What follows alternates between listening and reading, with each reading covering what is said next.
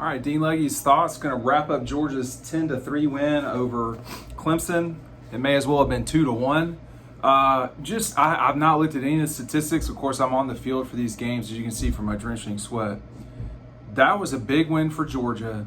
A tough loss for Clemson. I mean, I think their fans really thought they would win. For me, they were definitely not the better team. I don't know how much of a length of period of time there was for them to win this game, but it went away when they didn't score a touchdown, I think in the fourth.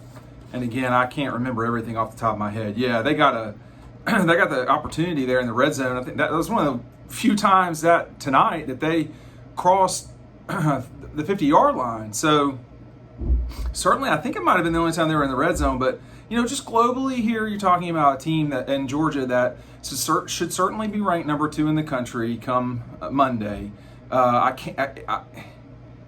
can't imagine someone putting 2 teams in front of Georgia at this stage. If you want to put Ohio State in front, I would have a pretty big argument with you. Look, JT 22 for 30 with a pick. The pick was a bad throw. But Georgia ran the ball on Clemson. Now, they didn't gash them, but it was 136 yards. 121. That's plenty. Clemson rushed for 2 yards.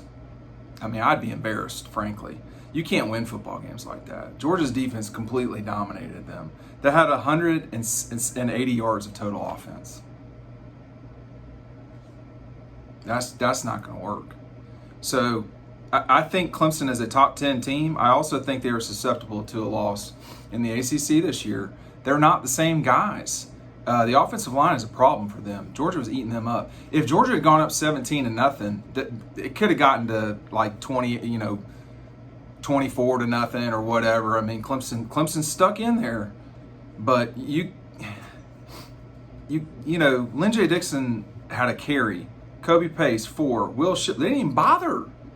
14 of their 23 runs were DJ. That was it. So, look, I thought Georgia let a lot of opportunities slip away. I mean, you had the interception. They held their ground there. The defense played unbelievable.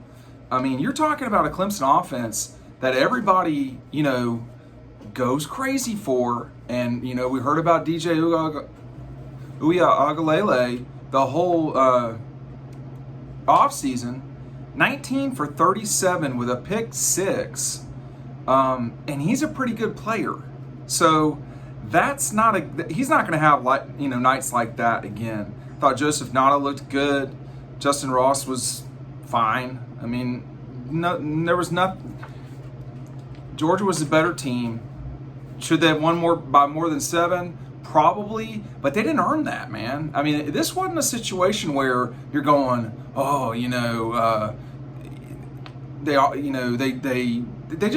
Clemson's defense was trouble.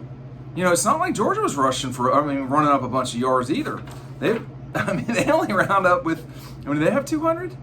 It wasn't a lot. 256. Clemson 180. They got issues on their offensive line. That's not going to get better. Now, would it be an easier win for Georgia with Eric and a healthy Kyrus Jackson didn't play on offense? So you don't have Kyrus on offense.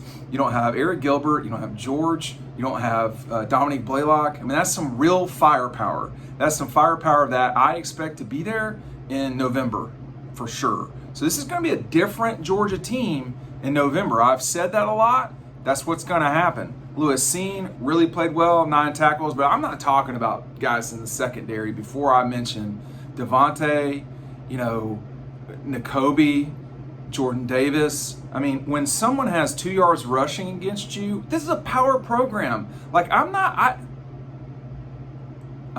trying to be that guy. That's not surprising. People I talk to, when you go to Dog Posts and you read or what we were hearing are insider reports, if you're not a subscriber, this is the reason you should be. They were very skeptical of Clemson's ability to move the ball on Georgia. And they didn't.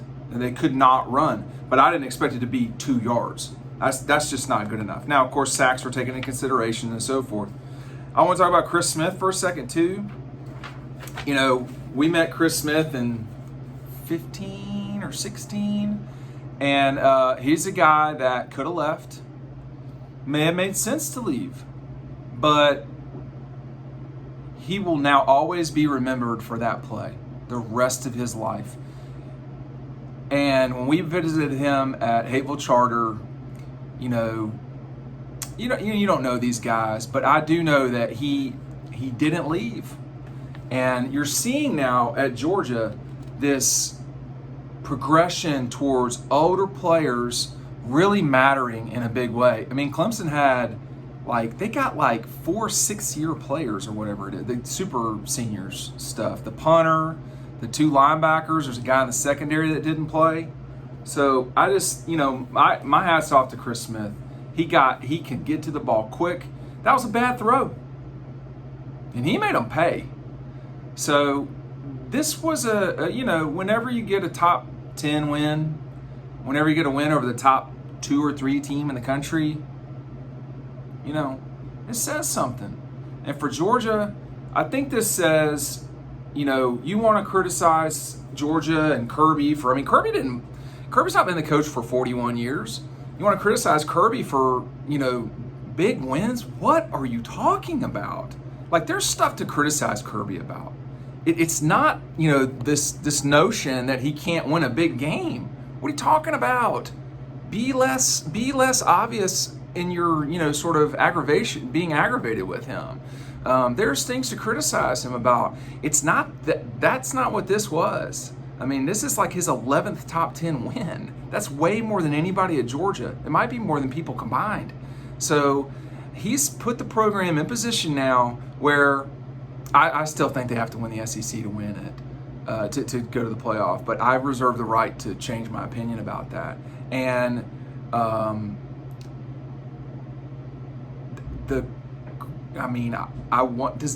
does Kirby have as many top 10 wins as Dabo in a half the amount of time? He might. So that's another thing to keep up. I apologize for the video, y'all. I'm doing my best here in this COVID world that we live in. I don't know. Dabo's got a loss now, I think, in almost every season he's played to an SEC school. And people are going to give Clemson grief. And it's hey, look, they're good. We get it. They are good. They're always aggrieved, it feels like. I will not hear the end of the penalty that was not called for the out of bounds thing. But they were not the better team tonight. They were not the better team against Ohio State, and they were not the better team against LSU. If we're going to talk about it's Clemson and Alabama, Clemson ain't Alabama. I mean that respectfully. They're not Alabama. They're really good, and they will probably be in the playoff. I don't know if Georgia will. We'll have to see. But, Georgia's pretty good too. And, a loss to Florida last year and a loss to Alabama the year before, a loss to LSU. Alabama won the national championship last year. LSU won the national championship in 2019.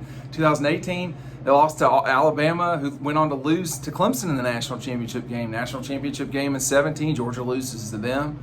So, to me, it's well, no, they've not won the national championship, but let's not act like they're not really good, because they are. They do have to get over the hump. It's now. It's time. It doesn't have to be this year, but it's time. And this is a major step forward. And you could tell that from Kirby. I goofed up the film a little bit. I hope to be putting it out there. But he was extremely pumped up. He's a little bit older than me. We should not be jumping up on things. But he did tonight. And he was excited by... I think when people criticize you, I know when people criticize me and tell you can't do something, or other people are going to kill you, you're making the wrong decision or stuff like that.